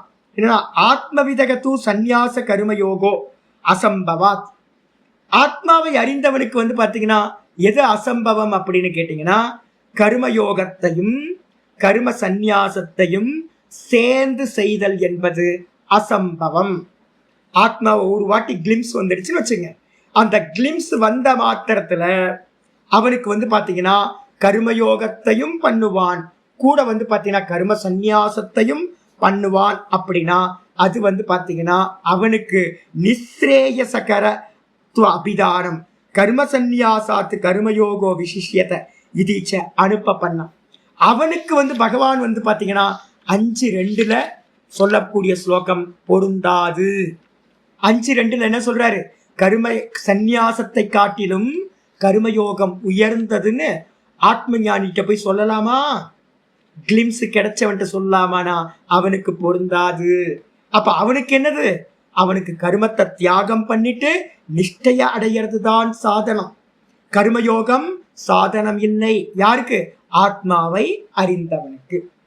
அப்படின்னு சொன்ன மாத்திரத்துல அத்திர ஆக இந்த இடத்துல பாத்தீங்கன்னா பூர்வபக்ஷி கேள்வி கேட்கிறான். இந்த விஷயத்துல பாத்தீங்கன்னா கிம் ஆத்மவிதக சந்நியாச கர்மயோகோ அப்படி அசம்பவ ஆகோஸ்வித் அந்யத்தரஸ்ய அசம்பவ.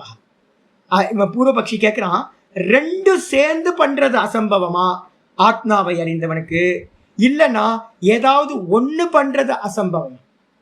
ஆத்மாவை அறிந்தவன் கர்மயோகத்தையும் கர்ம சந்நியாசத்தையும் சேர்த்து பண்றது கஷ்டமா, இல்லைன்னா கர்ம சந்நியாசத்தை பண்றது கஷ்டம், இல்லைன்னா கர்ம யோகம் பண்றது கஷ்டம்னு செப்பரேட் பண்ணி கஷ்டமா அசம்பவமா அப்படின்னு பாத்தீங்கன்னா கேள்வி கேட்கிறான்.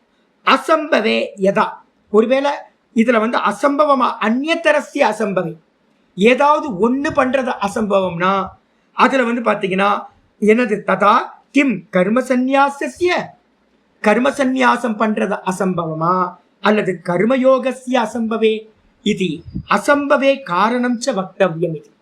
அப்படி நீங்க கேட்கலாம். ஆத்மாவை அறிந்தவனுக்கு ஆத்மா கிளிம்ஸ் கிடைச்சிருச்சு, அவனுக்கு பாத்தீங்கன்னா கர்ம சந்நியாசம் பண்றது கஷ்டமா இல்ல கர்ம யோகம் பண்றது கஷ்டமா?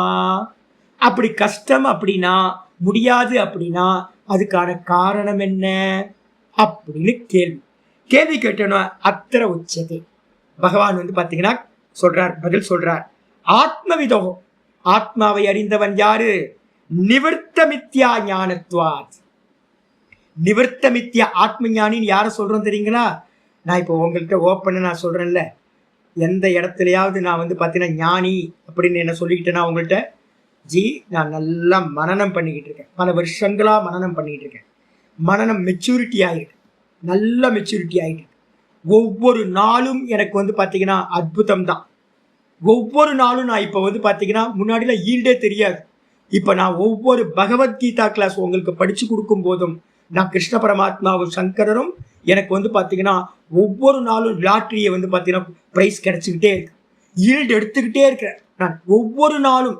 யோசிச்சு பாருங்க, ஒவ்வொரு மணியும் நான் பாத்தீங்கன்னா இப்போ ஈல்டு எடுத்துக்கிட்டே இருக்கிறேன். அப்போ நான் சொல்றேன் என்னன்னு கேட்டீங்கன்னா, எனக்கு இன்னும் நான் தேகமில்லை, இந்த ஜெகத்து பொய்யில்லைன்னு சித்தாந்தமா தெரியும். வாஸ்தவத்துல மனநத்தோட பலத்தினால நல்ல பரோட்ச ஞானம் என்னிடத்துல திருட பரோட்ச ஞானம் இருக்கு. என்கிட்ட இருக்கிற ஞானம் என்னது? திருட பரோட்ச ஞானம். அசைக்கவே முடியாது. யாரு கேள்வி கேட்டாலும், இந்த உலகமே என் முன்னாடி இப்ப நின்னாலும் சங்கரர் கூட இருக்கார், கிருஷ்ண பரமாத்மா கூட இருக்கார், உபனிஷத்து கூட இருக்கு. யாராலும் என்னுடைய பரோட்ச ஞானத்தை அசைக்க முடியாது. ஆனா எனக்கு இன்னும் அபரோக்ஷ ஞானம் உண்டாகல. நான் இப்ப பாத்தீங்கன்னா மனநத்தோட ப்ராசஸ்ல இருக்கேன். இப்ப நான் தைரியமா உங்கள்கிட்ட இதை சொல்றேன்ல, அப்ப பாத்தீங்கன்னா இந்த மாதிரி வெளியில இருக்கிறவங்க சொல்ல மாட்டாங்க. ஏன் அப்படின்னா, சப்தத்தையும் அர்த்தத்தையும் புரிஞ்சுக்கிட்டாவே என்ன பண்ணிட்டாங்க, ஞானின்னு நினைச்சுக்கிட்டாங்க. பாடம் எடுக்கிறவங்க எல்லாருமே ஞானி ஆயிட்டன்ற பாவத்துலதான் பாடம் எடுத்துக்கிட்டு இருக்காங்க. வாஸ்தவத்துல ஞானிக்கு என்ன லட்சணம் அப்படின்னா, ஆச்சாரியார் சொல்றார், ஆத்மவிதக, ஆத்மாவை அறிந்தவனுக்கு. ஆத்மாவை அறிந்தவன் என்ன யாரு? நிவர்த்த மித்யா ஞானாத். மித்யா ஞானம் இருக்குல்ல, என்னது மித்யா ஞானம்? பொய்யறிவு. யாராவது யோக சூத்திரம் கேட்டுக்கிட்டு இருக்கீங்கன்னா இந்த சப்தம் ஞாபகத்துக்கு வரணும். விபர்யம் மித்யா ஞானம் அதத்ரூப பிரதிஷ்டம் இருக்கா யோக சாஸ்திரத்துல. அப்ப பாத்தீங்கன்னா எது பாத்தீங்கன்னா சிப்பியில வெள்ளிய பாக்குறோமோ, சிப்பியில வெள்ளி இருக்கா? சிப்பியில வெள்ளி இல்லை, ஆனா வெள்ளிய பாக்குறோம். இல்லாத ஒரு வஸ்துவை ஒரு வஸ்து மேல ஏத்தி பாக்குறோம். கைத்துல பாம்பு இல்லை, ஆனா பாம்பை பாக்குறோம். அதுக்கு என்ன பேர் அப்படின்னா பொய்யறிவு, மித்யா ஞானம். அதுக்கு டெக்னிக்கலான பேர் என்னது? விபர்யம். அப்படியே யூஸ் பண்றாரு பாருங்க ஆச்சாரியர். அப்ப ஆச்சாரியர் இது படிச்சிருக்காரு, யோக சூத்திரம் படிச்சாரா இல்லையா? தெரியுதா உங்களுக்கு? நிவர்த்த மித்யா ஞானத்வா விபரிய ஞான மூலசிய சொல்லிட்டாரா? விபரிய ஞானம் ஆச்சாரியர் தெளிவா சொல்றார். யாருக்கு பாத்தீங்கன்னா நான் தேகம், நான் தேகம், இந்த ஜெகத் சத்தியம் அப்படின்றது பொய்யான அறிவு, பிரம்மத்துக்கு மேல ஏத்தி வச்ச அறிவு. இந்த பொய்யான அறிவு யாருக்கு பாத்தீங்கன்னா நீங்கி போயிற்றோ. எப்படி நீங்கும்? நம்ம என்ன பண்றோம், மழை காலம், ஒரு கயிறு கிடக்குது, ராத்திரியில பாத்தீங்கன்னா லைட் இருக்கு, அப்ப பாத்தீங்கன்னா அந்த கயிற்றுக்கு மேல பாம்பு பார்க்கணும். இந்த பாம்பு பார்த்தது பாத்தீங்க அப்படின்னா ஒரே ஒரு மின்னல், க்ஷணமாத்திரம் ஒரு மின்னல் வந்துட்டு போகுது. மின்னல் வந்துட்டு போச்சு அப்படின்னா, இதில் இந்த எக்ஸாம்பிள்லாம் ஆச்சாரியர் பாத்தீங்கன்னா கேனோபனிஷத்துல சொல்றது. யாராவது கேனோபனிஷத் படிச்சிருந்தீங்கன்னா வாக்கிய பாஷ்யத்துல அவதாரிக்கால இதை பத்தி ரொம்ப டீட்டெயிலா இருக்கு. அப்ப ஆச்சாரியர் என்ன பண்றாருன்னு கேட்டீங்கன்னா ஒரு எக்ஸாம்பிள் சொல்றார். ஒரு மின்னல் கீத்து வந்துச்சு அப்படின்னா, பிருகதாரண்யத்திலையும் இந்த எக்ஸாம்பிள் இருக்கு, பிரம்மசூத்திரத்திலையும் இந்த எக்ஸாம்பிள் இருக்கு. ஒரு வாட்டி மின்னல் வந்து எவ்வளவு நேரம் வரும்? மின்னல் ஒரு க்ஷணம். ஒரு க்ஷணம் வந்துச்சு அப்படின்னாலும் அந்த கயித்துல பார்த்த பாம்பு என்னாச்சு? ஓடி போச்சு. கயிறு தெரிஞ்சிருச்சு. கயிறு தெரிஞ்சதுக்கு பிறகு மின்னல் மறைஞ்சு போச்சு. ஆனா திரும்ப நீங்க அந்த கைத்து மேல பாம்பு பார்ப்பீங்களா? பாம்பு வரவே வராது. நீங்க ட்ரை பண்ணா கூட அங்க நான் பாம்பு பார்க்கணும்னு அதுல பாம்பு திரும்ப தெரியவே தெரியாது. இதே மாதிரி ஒருத்தனுக்கு பாத்தீங்கன்னா நல்லா பாத்தீங்கன்னா ஒரு க்ஷணம் நான் தேகமில்லை, நான் சச்சிதானந்தமா வெறும் பியூர் கான்சியஸ்னஸா இருக்க அப்படின்னு ஒரு க்ஷணம் ஒரு கிளிம்ஸ் வந்தாலும், மின்னல் கீற்று போல வந்தாலும் எப்படி யாருக்கு? அப்ப நான் நிறைய புராணங்கள்ல இருக்குங்க. இப்ப நான் சொல்றதெல்லாம் எல்லாம் புராணங்கள்ல இருக்கு. சமீபத்துல யாருக்காவது நடந்துச்சா சுவாமி அப்படின்னு கேட்டீங்கன்னா ரமண பகவானுக்கு அதான் நடந்துச்சு. ஒரே ஒரு மரண அனுபவம். மரணம்னா என்னது? தேகம் செத்து போனதை இவர் பார்க்கிறார், அவ்வளவுதான். தேகம் வேற தான் வேற அப்படின்னு ஒரு க்ஷணம் மதுரையில பாத்தீங்கன்னா ஒரு 16 வயசு பையனுக்கு ஒரு கிளிம்ஸ் வந்துச்சு. என்ன பண்ணார்? டிக்கெட் எடுத்துட்டு திருவண்ணாமலைக்கு உட்கார்ந்துட்டார். இதான் ப்ராசஸ். அப்ப ஒரு வாட்டி பாத்தீங்கன்னா உங்களுக்கு அந்த கிளிம்ஸ் கிடைச்சதுன்னா நிவர்த்த மித்தியா ஞானத்துவாத், அவனுக்கு மித்தியா ஞானம் சொல்லக்கூடிய நான் தேகம், இந்த ஜெகத்து உண்மையானது அப்படின்ற இது எல்லாம் தோற்றம் அப்படின்னு தெரிஞ்சு போச்சுன்னா, பொய்யறிவு எல்லாம் நீங்கி போச்சுன்னா விபரிய ஞான மூலசிய. சரி, அந்த பொய்யறிவு அப்படின்னு சொல்லக்கூடிய விபரிய ஞானம், மித்தியா ஞானத்துக்கு இன்னொரு பேர் தான் விபரிய ஞானம். அந்த பொய்யறிவுக்கு பாத்தீங்கன்னா மூலசிய கர்மயோகசிய அசம்பவசியாத், அதுக்கு மூலமா இருக்கிறது மித்தியா ஞானத்தை வச்சுக்கிட்டு செய்யப்படுறது எது அப்படின்னா கர்மயோகம். கர்மயோகம் எங்க நடக்கும்? நான் தேகம், நான் கர்த்தா, நான் பந்தத்தில் இருக்கேன், நான் மோட்சத்தை அடையணும், பரமாத்மாவை நான் அடையணும், அதுக்காக நான் கர்மயோகத்தை பண்றேன். எனக்கு சித்தம்னு ஒண்ணு இருக்கு, அந்த சித்தத்துல பாத்தீங்கன்னா சஞ்சலமா இருக்கேன், சித்த சுத்தி உண்டாகணும் அப்படின்னு மித்தியா ஞானத்துலதான் என்னது கர்மயோகமே சம்பவிக்கும். மித்தியா ஞானம் ஒருத்தருக்கு இல்லை அப்படின்னா என்ன ஆகாது? கர்மயோகம் சம்பவிக்காது. ஒரு க்ஷணம் ஆத்மாவை அறிஞ்சாவே பகவான்கிட்ட பாத்தீங்கன்னா கேள்வி கேட்கிறாங்க. ரமண பகவான்கிட்ட நான் திரும்ப அந்த சொல்லிட்டே இருக்கேன். ஒரு 2 நாளுக்கு முன்னாடி என்னோட குருபாய் வந்தார். அவரும் இந்த விஷயத்தை அப்படியே சொல்றார். என்னன்னு கேட்டீங்கன்னா ரொம்ப ஃபேமஸான வச்சனம் இது. ஒருத்தர் ஆசிரமத்துக்கு வந்தவர் 1 மாசம் இருக்கார். 1 மாசம் இருந்ததுக்கு அப்புறம் பகவான்கிட்ட கேள்வி கேட்கிறார். சுவாமி, இந்த ஃப்ரீடம் ஃபைட்லாம் அப்போ போயிட்டு இருக்கு, அப்போ ஃப்ரீடம் மூமெண்ட்டுக்கெல்லாம் நம்ம ஏதாவது பண்ணணுமே, நம்ம ஆசிரமத்துல இருந்து ஏதாவது பண்ணலாமே அப்படின்னு கேட்கிறார். ஃப்ரீடம் மூமெண்ட்டுக்காக ஏதாவது பண்ணலாமே அப்படின்னும் போது ரமண பகவான் என்ன பண்றார்? பதில் சொல்லவே இல்லை. திரும்ப 3 வாட்டி கேட்டதுக்கு பிறகுதான் அவர் சொல்றார், பகவான் சொல்றார், ஒரே ஒரு கேள்வி கேட்டார். எதுக்காக நீ இங்க வந்த? ஆசிரமத்துக்கு எதுக்காக வந்த அப்படின்னு கேள்வி கேட்கிறார். கேள்வி கேட்டவுடனே ரமண பகவான் சொல்றார், அந்த ஆள் சொல்றார், பக்தர், நான் என்ன தெரிஞ்சுக்கிறதுக்காக வந்த சுவாமி, நானை அறிந்து கொள்வதற்காக வந்தேன், தெரிஞ்சுக்கிட்டியா அப்படின்னு கேள்வி கேட்கிறார். இல்ல சுவாமி, ஃபர்ஸ்ட் உன்னை தெரிஞ்சுக்கோ, அதுக்கப்புறம் மிச்சம் உனக்கு அந்நியமா லோகம் என்பது ஒன்று இருந்தால் பார்க்கலாம் அப்படின்ட்டு. ஒருவேளை உன்னை தெரிஞ்சதுக்கு பிறகு உலகம்னு ஒன்று இருந்துச்சுன்னா அதை என்ன பண்ணலான்னு அதுக்கப்புறம் யோசிக்கலாம். நான் சொல்றேன், ஒரு வாட்டி மின்னல் வந்துருச்சு. மின்னல் வந்த மாத்திரத்துல பாம்பு என்ன ஆயிடுச்சு? போச்சு. பொய்யா பார்த்த பாம்பு போயிடுச்சு, கயிறு தெரிஞ்சிருச்சு. இப்போ நம்ம டிசைட் பண்ணலாமா? பாம்பு அடிக்கலாமா? பாம்பு என்ன ஜாதி? அது பிளாக் கோப்ராவா, கிங் கோப்ராவா, இல்ல விஷமே இல்லாத தண்ணி பாம்பா, சார பாம்பா, அது கடிச்சா என்ன ஆகும், அது எங்க போலாம், கடிச்சா எங்க போலாம், இதெல்லாம் விசாரம் வருமா? இந்த விசாரம்லாம் எப்ப வரும்? அந்த பாம்பு அப்படின்னு இருக்கிற வரைக்கும் தான் இதை பத்திலாம் விசாரம் பண்ணுவோம். அந்த மின்னல் வந்ததுக்கு பிறகு இந்த எல்லா விசாரங்களும் என்ன ஆயிடும்? இல்லாம போயிடும். ஏன் அப்படின்னா அது பாம்புன்னு நினைச்சது பொய்யானது. அப்ப ஒரு வாட்டி பாத்தீங்கன்னா நான் தேகமில்லை, இந்த ஜெகத்து சத்தியமில்லை அப்படின்னு ஒரு க்ஷணம் உங்களுக்கு உண்டானாலும் அப்ப என்ன ஆகும்?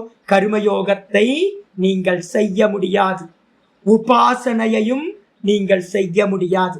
அப்ப கர்மமா இருக்கட்டும், கர்ம யோகமா இருக்கட்டும், மானச கர்மமா இருக்கிற உபாசனையா இருக்கட்டும், இது எல்லாம் அஞ்ஞான காலத்துல மட்டும்தான் நடக்கக்கூடியது. ஆத்மாவை அறியறதுக்கு முன்னாடி தான் இது நடக்கும். ஆத்மாவை அறிந்தவனுக்கு இது சம்பவிக்காது. அதான் ஆச்சாரி சொல்றார், கர்மச யோகசிய அசம்பவகசியாத். அப்ப கிளிம்ஸ் கிடைச்சவனுக்கு கர்மயோகம் சம்பவம் இல்லை. கர்மயோகத்தை அவனால பண்ணவே முடியாது. ஏன் அப்படின்னா ரமண பகவான்கிட்டயே பாத்தீங்கன்னா காந்தியா யாரோ லெட்டர் எழுதுறாங்க. யார் லெட்டர் எழுதுறான்னு தெரியல, நான் ரொம்ப நாள் ஆச்சு படிச்சு. லெட்டர் எழுதுறாங்க என்னன்னு கேட்டீங்க அப்படின்னா இந்த ஃப்ரீடம் மூமெண்ட்ல கலந்துக்கிறதுக்காக.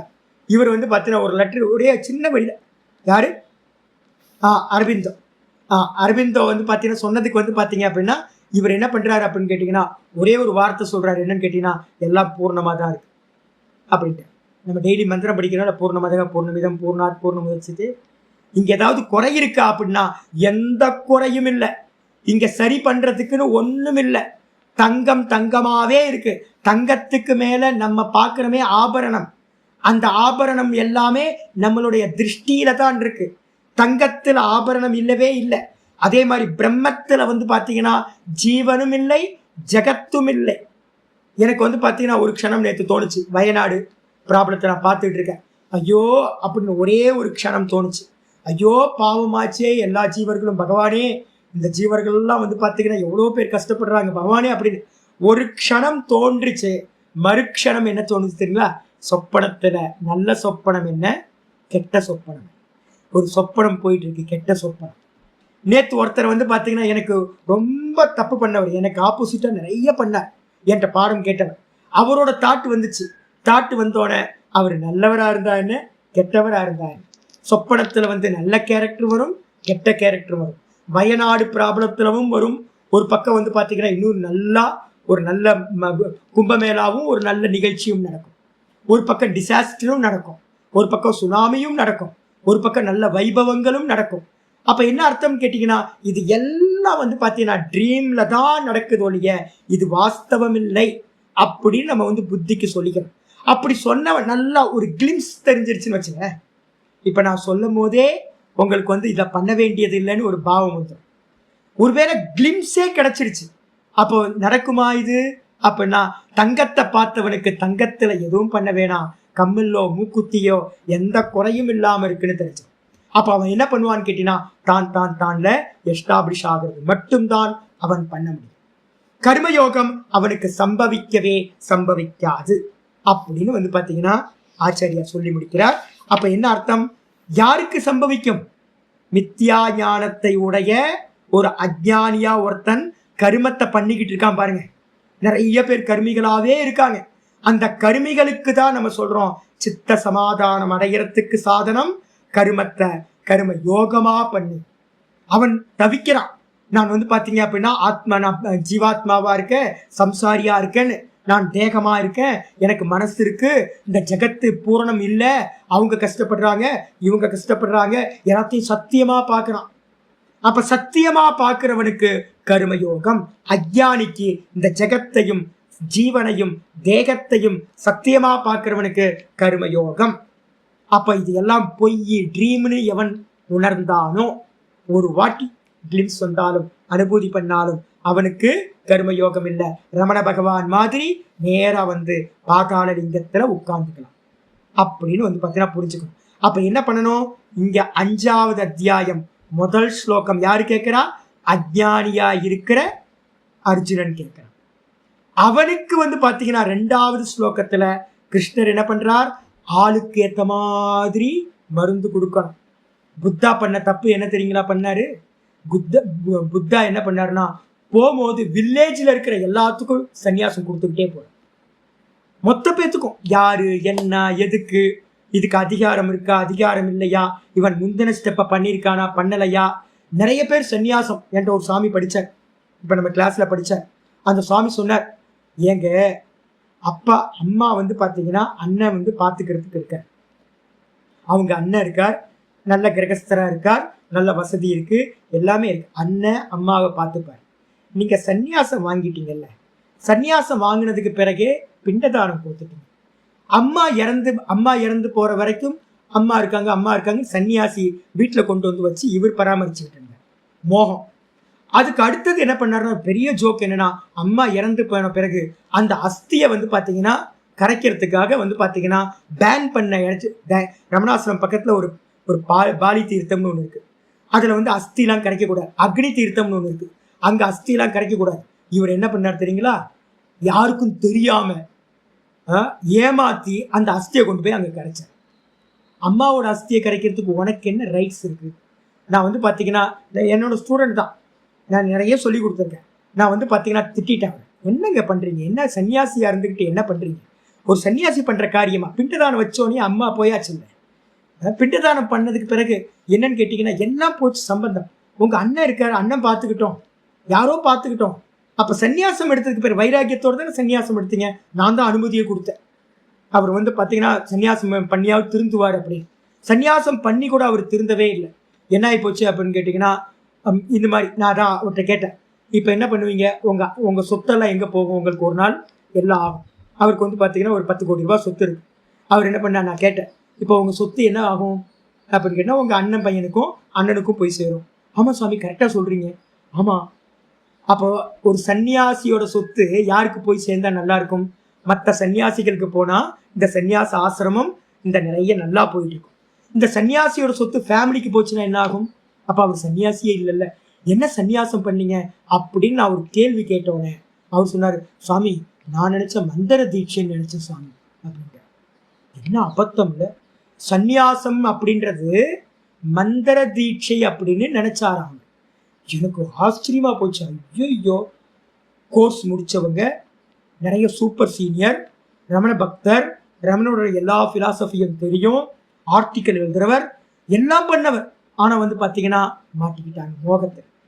அப்ப வந்து என்ன அர்த்தம்னு கேட்டீங்கன்னா, சந்நியாசம் எடுக்கிறதுக்கு முன்னாடியே அல்பத்தனங்கள் எல்லாம் போயிருக்கணும், மோகம் எல்லாம் போயிருக்கணும்.